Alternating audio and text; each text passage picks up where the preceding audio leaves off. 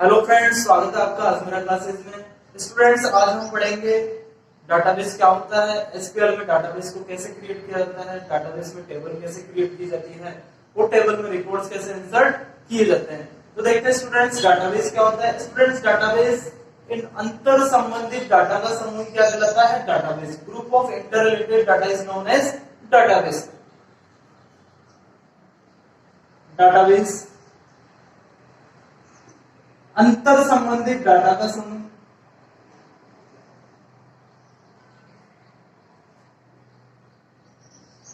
अंतर संबंधित डाटा का समूह डाटाबेस कहलाता है।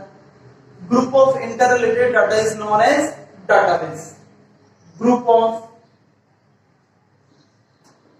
Inter related data is known group of interrelated data is known database. अंतर संबंधित डाटा का समूह क्या कहलाता है? डाटाबेस। वो डाटा जिसमें आपस में रिलेशन हो, वह डाटा जिसमें रिकॉर्ड्स के अंदर आपस में रिलेशन हो, वही डाटा क्या कहलाता है? डाटाबेस कहलाता है। जैसे कि एग्जांपल के थ्रू देखते हैं, जैसे roll number, student name, class और एज। ये हमने स्टूडेंट टेबल ली है जिसमें रोल नंबर कॉलम है, स्टूडेंट नेम है, क्लास है और एज है। अब हम इस टेबल में कुछ डाटा स्टोर करते हैं। जैसे रोल नंबर हो गया हमारा, रोल नंबर 1201, स्टूडेंट नेम है राम, स्टूडेंट की क्लास है 12 और स्टूडेंट की एज है 18 इयर्स। देखिए स्टूडेंट्स, यहाँ हमारे पास में स्टूडेंट टेबल है जिसमें स्टूडेंट का रोल नंबर है 1201, स्टूडेंट का नेम है राम, स्टूडेंट की क्लास है 12 और स्टूडेंट की एज है 18 इयर्स। तो इस टेबल में जो ये मैंने रिकॉर्ड स्टोर किया है, ये रिकॉर्ड आपस में इंटर रिलेटेड है। ये जो डाटा है वो आपस में इंटर रिलेटेड है। जैसे 1201 का नेम क्या है? राम है। 1201 की क्लास क्या है? 12 है। 1201 की एज क्या है? 18 इयर्स।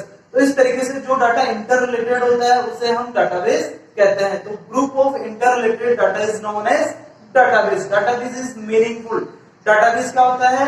अर्थपूर्ण डाटा ही क्या कहलाता है? डाटाबेस कहलाता है। तो देखिए स्टूडेंट्स, एसक्यूएल में डाटाबेस कैसे क्रिएट किया जाता है वो देखते हैं।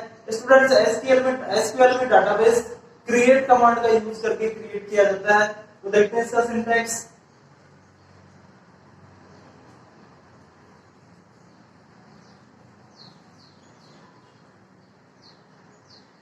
Creating a database,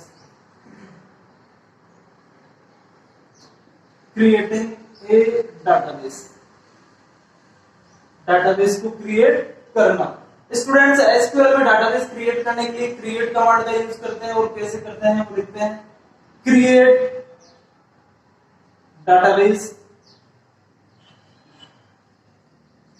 if not exist और डाटाबेस का नेम और लास्ट में सेमीकोलन। देखिए स्टूडेंट्स, इस सिंटैक्स के थ्रू एसक्यूएल में डाटाबेस क्रिएट किया जाता है। जैसे क्रिएट डाटाबेस, डाटाबेस क्रिएट कीजिए। If not exist database name, यदि इस नाम से डाटाबेस बना हुआ नहीं है तो उसे क्रिएट कर दीजिए। जैसे एक एग्जांपल देखते हैं, क्रिएट डाटाबेस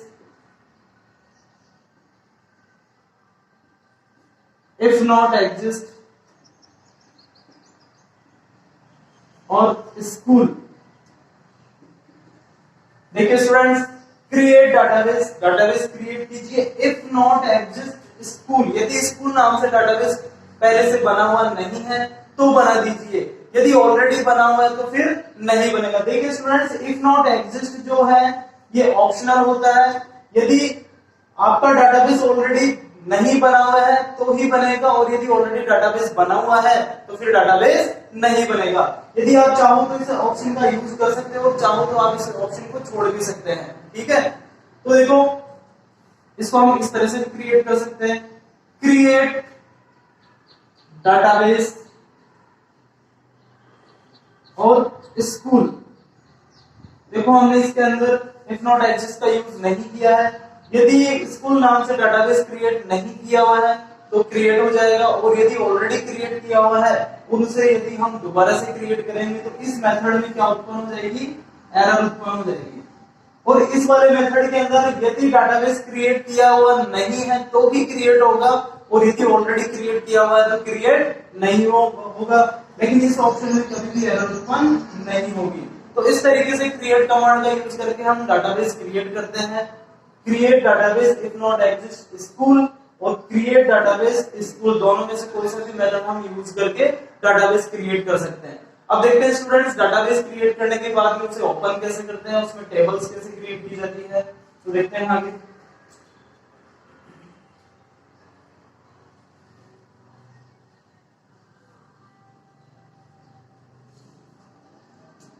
ओपनिंग ए डाटाबेस,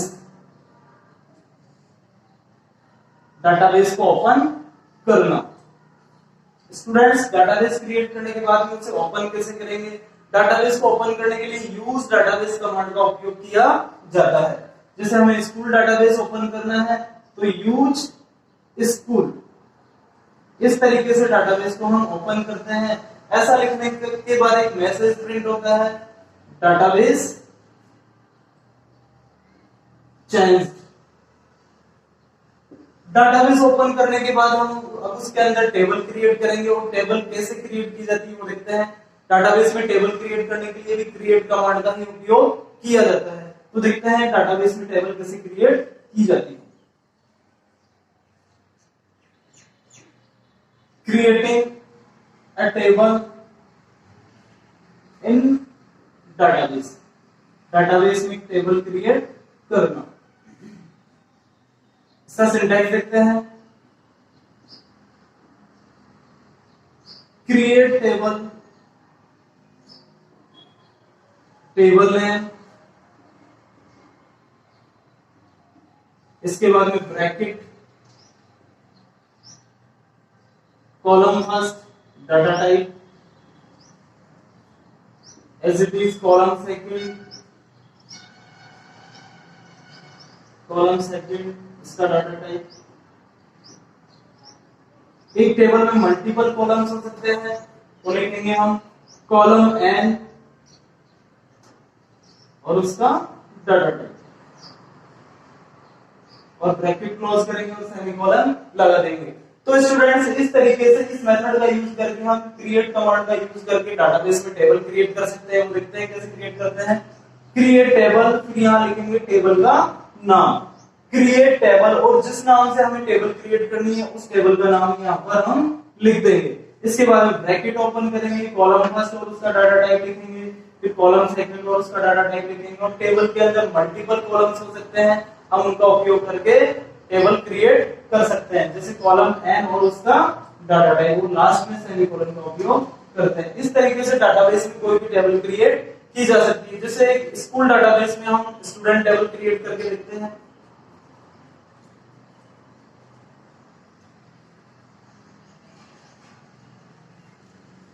क्रिएट कमांड का यूज करेंगे, क्रिएट टेबल,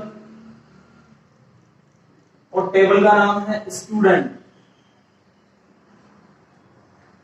ब्रैकेट ओपन करेंगे। देखिए स्टूडेंट्स, स्टूडेंट टेबल में हमें कौन कौन से कॉलम लेने हैं, तो हमारा फर्स्ट कॉलम है रोल नंबर, इसका डाटा टाइप हो जाएगा इंटीजर, और यदि हम रोल नंबर को प्राइमरी की बनाना चाहते हैं तो हम लिखेंगे प्राइमरी की।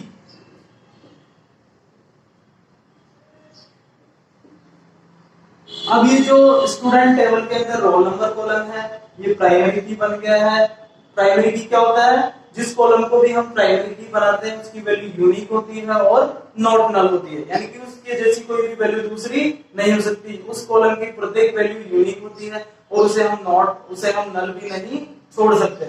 तो इस टेबल के अंदर हमने रोल नंबर कॉलम को प्राइमरी की बनाया है। इसके बाद देखते हैं स्टूडेंट्स, नेक्स्ट कॉलम है हमारा स्टूडेंट नेम। स्टूडेंट नेम का डाटा टाइप होगा कैरेक्टर, और हमने साइज दे दी यहाँ पर 20। तो स्टूडेंट का जो भी नाम होगा वो मैक्सिमम 20 कैरेक्टर्स में आ सकता है, इससे ज्यादा कैरेक्टर स्टूडेंट नेम के अंदर नहीं हो सकते हैं। इसके बाद में नेक्स्ट कॉलम है हमारा क्लास।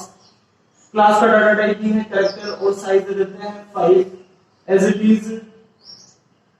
एज स्टूडेंट की एज का डाटा टाइप हो जाएगा इंटीजर, और मार्क्स, स्टूडेंट्स के मार्क्स का डाटा टाइप होगा इंटीजर, और ब्रैकेट क्लोज करेंगे और सेमीकोलन का उपयोग करेंगे। तो स्टूडेंट्स इस तरीके से हम क्रिएट कमांड का उपयोग करके स्टूडेंट टेबल को क्रिएट कर सकते हैं।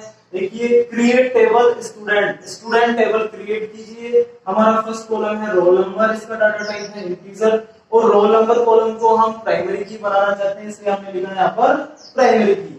इसके बाद में नेक्स्ट कॉलम है स्टूडेंट नेम, इसका डाटा टाइप है कैरेक्टर और इसकी साइज है 20, मतलब स्टूडेंट का जो भी नाम होगा वो मैक्सिमम 20 कैरेक्टर्स का हो सकता है, उससे ज्यादा नहीं हो सकता। इसके बाद में थर्ड कॉलम है हमारा क्लास, और इसका डाटा टाइप है कैरेक्टर और साइज दी हमने 5। एज, इसका डाटा टाइप इंटीजर, और लास्ट कॉलम है हमारा मार्क्स, और इसका डाटा टाइप हो गया इंटीजर, और हमने ब्रैकेट क्लोज किया और सेमीकोलन लगा दिया। तो इस तरीके से स्टूडेंट्स हम टेबल क्रिएट कर सकते हैं। इसके बाद में देखते हैं कि टेबल क्रिएट करने के बाद उसमें रिकॉर्ड्स कैसे इंसर्ट किए जाते हैं। तो स्टूडेंट्स टेबल में रिकॉर्ड्स इंसर्ट करने के लिए हम इंसर्ट कमांड का यूज करते हैं। तो देखते हैं कि किस तरीके से टेबल में रिकॉर्ड्स इंसर्ट किए जाते हैं।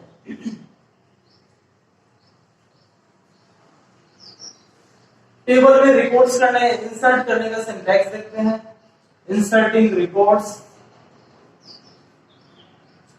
इन ए table, inserting records in a table।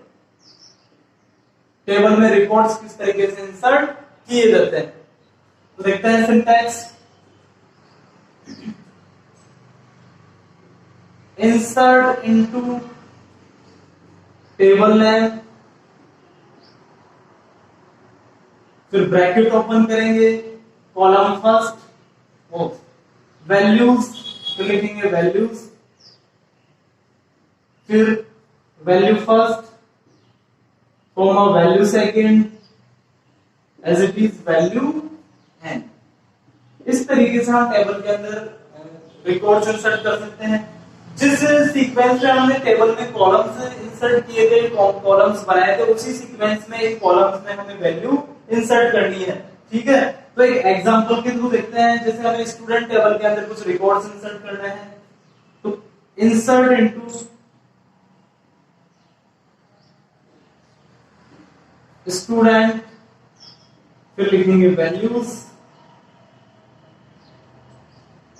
First column था हमारा रोल नंबर, तो हमने रोल नंबर दे दिया 1201। नेक्स्ट कॉलम है आपका स्टूडेंट नेम, तो नाम दे दिया हमने राम। फिर थी क्लास, तो स्टूडेंट की क्लास हो जाएगी 12। इसके बाद में एज है उसकी 18, और उसके मार्क्स दे दिए हमने 80। तो इस तरीके से स्टूडेंट्स इंसर्ट कमांड का यूज करके हम टेबल में रिकॉर्ड्स इंसर्ट कर सकते हैं। इंसर्ट इनटू स्टूडेंट वैल्यूज, जो कॉलम सबसे पहले था उसकी वैल्यू पहले लिखेंगे, उसके बाद में नेक्स्ट कॉलम है आपका जैसे स्टूडेंट नेम, तो यहाँ पे नेम हो गया राम, स्टूडेंट की क्लास हो गई 12, स्टूडेंट की एज हो गई 18, और उसके मार्क्स हो गए 50। तो इस तरीके से स्टूडेंट्स हम टेबल के अंदर रिकॉर्ड्स इंसर्ट कर सकते हैं। यदि हमें नेक्स्ट रिकॉर्ड इंसर्ट करना है तो वो भी इसी तरह से करेंगे। Insert into student values 1202, Mohan, student name हो गया, फिर 12 स्टूडेंट की क्लास हो गई, और 80 इसकी एज हो गई, और 90 इसके मार्क्स हो गए। इस तरीके से इस मेथड का यूज करके हम टेबल के अंदर मल्टीपल कॉलम्स इंसर्ट कर सकते हैं। ठीक है, तो उम्मीद है स्टूडेंट्स आपको ये वीडियो पसंद आया होगा। यदि आपने अभी तक हमारे चैनल को सब्सक्राइब नहीं किया है तो इसे जरूर सब्सक्राइब करें, लाइक और शेयर करें, ताकि आगे भी आपके लिए इसी तरीके से हम नए वीडियोस बना सके। धन्यवाद।